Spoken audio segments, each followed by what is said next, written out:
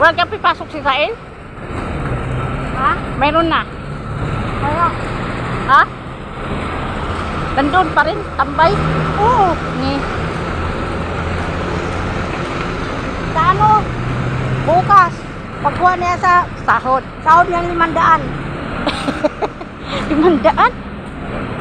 Sabi niya, 500 lang daw. Bakit may utang siya? Hindi. Di ba Lunes pumasok siya? Oo. Martes hindi daw, nandun siya pero hindi daw siya pumasok. Wala daw siyang gawa. Patay. Kaya isang araw lang. Klaro. Ang tumahod si ano, ang tumahod si kayo nasa kuko, may ibayad ko sa inyo yung 300 muna. Oo. Si ano na si Kayla, si Binti. Laki pa ng tulog. Mabilis lang yan.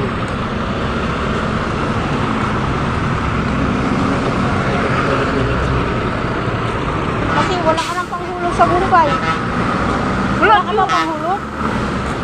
Sabihin,